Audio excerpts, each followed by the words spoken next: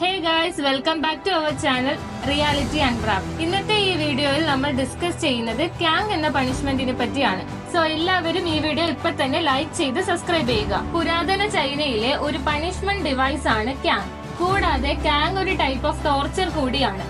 ഈ punishment east ഏഷ്യയിലും south ഏഷ്യയിലെ ചില ഭാഗങ്ങളിലുമുണ്ട്.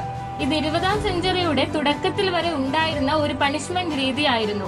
വേൾഡിലെ തന്നെ ഏറ്റവും ക്രൂവലായിട്ടുള്ള പണിഷ്മെന്റ് ആയിട്ടാണ് ഇതിനെ കണക്കാക്കപ്പെടുന്നത്. ക്യാങ് എന്നത് ലാർജ് ഹെവി ആയിട്ടുള്ള ഒരു വുഡൻ ഫ്ലാറ്റ് ബോർഡാണ്. ഈ വുഡൻ ബോർഡിൽ സെന്ററിലായിട്ട് കുറ്റവാളിയുടെ തല കയറ്റാൻ പാകത്തിനുള്ള ഹോളുണ്ട്.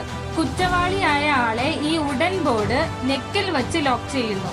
ബോർഡിൽ അയാൾ ചെയ്ത ക്രൈമിന്റെ മറ്റു ഡീറ്റെയിൽസും അതിൽ രേഖപ്പെടുത്തുന്നു. ഇത് പബ്ലിക് പ്ലേസിൽ വെച്ചാണ് നടത്തുന്നത്. അതുകൊണ്ട് തന്നെ കുറ്റവാളിക്ക് പബ്ലിക് ഹ്യൂമിലിയേഷൻ ഉണ്ടാവുന്നു. കുറ്റത്തിന്റെ കാഠിന്യം അനുസരിച്ച് വുഡിന്റെ വലിപ്പവും ഭാരവും കൂടുന്നു. കൂടാതെ ഈ ഒരു തടിയുടെ വലിപ്പം കാരണം കുറ്റവാളിക്ക് ഭക്ഷണം കഴിക്കാനോ വെള്ളം കുടിക്കാനോ പറ്റില്ല. അതുകൊണ്ട് തന്നെ ഇവർക്ക് മറ്റുള്ളവരുടെ സഹായം തേടേണ്ടി വരും.